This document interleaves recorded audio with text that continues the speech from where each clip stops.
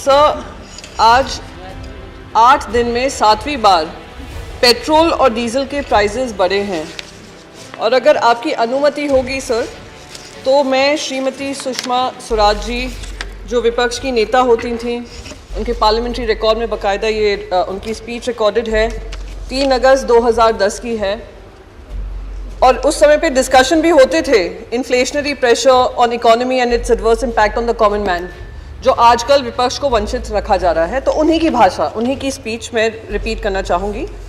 मैं आपके माध्यम से वित्त मंत्री जी से कहना चाहूँगी कि आम आदमी आज जिस परिस्थिति से गुजर रहा है, वर्तमान परिस्थिति को वह जिस शब्द से जानता है और पुकारता है, वो एकमात्र शब्द है, वो है महंगाई। वो अपने दर्द को जिस वाक्य में अभिव्यक्त करता है, वह वाक्य है, मार दिया इस महंगाई ने। आगे वो बोल रही हैं, मुझे ये कहते हुए दुख है कि इस सरकार की हेकड़ी में रत्ती भर भी कमी नहीं आई है। मैं कहना चाहती हूं कि हमने ऐसी संवेदनहीन सरकार नहीं देखी।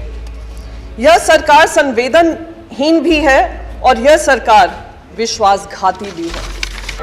हाई कॉस्ट ऑफ लिविंग की बात हो रही है, इन्फ्लेशनरी प्रेशर है, तो जब जॉबलेसनेस बढ़ती जा रही है तो ये मानना लाजमी होगा कि लोग, जो हमारे देशवासी हैं, जो युवा हैं, वो दूसरे देशों में जाकर रोजगार के माध्यम ढूंढ रहे हैं, और रोजगार के माध्यम ढूंढने के साथ साथ जो हमारा टैलेंट ड्रेन हो रहा है, ब्रेन ड्रेन की हम बात करते हैं, वो लगातार जारी है।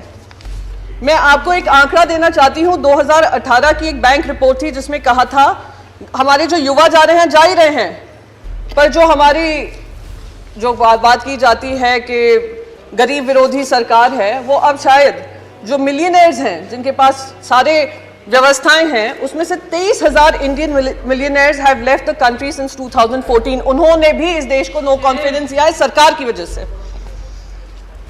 एक ग्लोबल वेल्थ माइग्रेशन की रिव्यू रिपोर्ट आई है जो कहती है 5,000 millionaires, 2% of the total number of high net worth individuals in India have left the country in 2020 alone. ये हमारी देश की अर्थव्यवस्था की पॉलिसीज के अनुसार आज ये हाल बनाया हुआ है। 6 लाख इंडियंस हैं जिन्होंने अपनी सिटीजनशिप भी गिव अप कर दी है। और जब हम टैलेंट की बात करते हैं, टैलेंट माइग्रेशन हो रहा है, साथ ही साथ अभी FDI की बात सुन रही थी, माननीय मेंबर, ऑनरेबल मेंबर बता रहे थे कि बहुत सारा रिकॉर्ड ब्रेकिंग FDI आ रहा है जब से इनकी सरकार बनी है। मैं आपको एक आंकड़ा बताना चाहूँगी सर, 2010 में 2020 में 2021 में कहा गया था $81.7 बिलियन FDI देश में आया था, जो कि पिछले साल से 10% ज़्यादा था।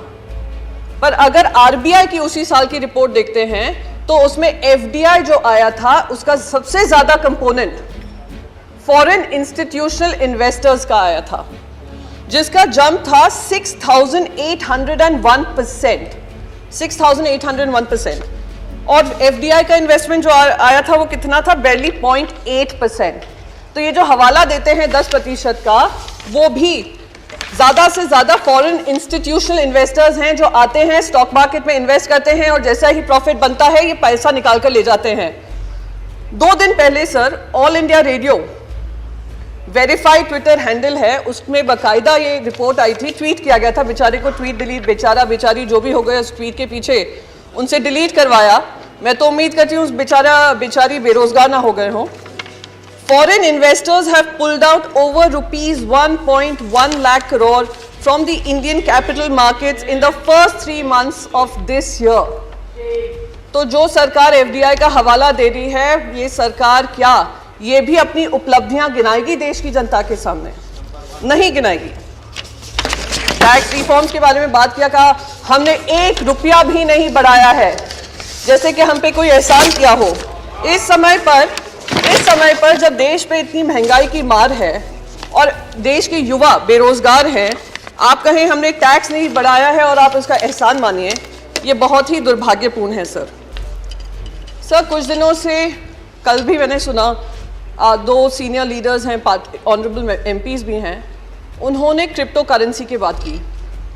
आज हमारा देश एकमात्र देश होगा पूरी दुनिया में जो क्रिप्टो करेंसी बिल लाने से पहले क्रिप्टो टैक्स लगा देता है, और एकमात्र वित्त मंत्री होंगी इस देश में जो कहती हैं पता नहीं लीगल है या इलीगल है, और वो मैं अभी नहीं बता सकती हूं। जब क्रिप्टो करेंसी रेगुलेशन आएगा तब हम बात करेंगे, पर हाँ, हम उस पर टैक्स जरूर लगाएंगे, हम उस पर टैक्स भी लगाएंगे, हम उस पर टीडीएस भी लगाएंगे। और मैं जब माननीय एमपी को सुन रही थी, सर कुछ भी नहीं है, सर कुछ भी नहीं है। हाँ, जरूर लगा दूंगी सर, अगर आपकी अनुमति होगी। वित्त मंत्री बता दो दे लीगल है या इलीगल। जी, तो मैं यहाँ पर बस ये बात कहना चाहूंगी सर कि हमारा टैक्स भी लग गया उस पर, हमें ये भी नहीं पता कौन सा स्टेटस है उसका, एसेट क्लास है, क्या क्लास में उसके अंतर्गत किया गया है। जिस तरीके से बताया गया इस पर टैक्स लगाओ, टैक्स लगाओ, टैक्स लगाओ और बढ़ाओ, क्योंकि बाकी सारे देश कर रहे हैं, उससे मुझे ध्यान आता है, और शायद सभी को ध्यान होगा, जब देश में कंप्यूटर आया था, देश में जब कंप्यूटर आया था तो हमारा ये विपक्ष ही था जो बैलगाड़ी लेकर बाहर आकर अपोज कर रहा था, कहा था लाखों लाखों युवा बेरोजगार हो जाएंगे, बेरोजगारी चरम सीमा पे बढ़ जाएगी, ये सरकार युवा विरोधी सरकार है। और क्या हुआ? कंप्यूटर आने के बाद अगर किसी देश को सबसे ज्यादा फायदा हुआ, देश के युवाओं को फायदा हुआ, वो भारत के बच्चों को फायदा हुआ। आज हम लोग बड़े बड़े लीडरशिप रोल्स में हैं, दुनिया भर में लीडरशिप रोल्स में हैं, तो उसका फायदा हमारे युवाओं को हुआ। तो बार बार ये कहना कि ये जो है बहुत ही गंदी चीज हो रही है, बहुत ही गलत चीज हो रही है, क्योंकि हमें नहीं समझ में आ रही है, तो ये गंदी ही होगी। ये बिल्कुल मुझे वो बात याद आती है कि बच्चों से कहा जाता है बचपन से ही, और हमारे भारत में ये विशेष करके होता है, तुम अगर इंजीनियर बनोगे, डॉक्टर बनोगे या आप चार्टर्ड अकाउंटेंट बनोगे, वही करियर होते हैं, बाकी सारे करियर गलत होते हैं।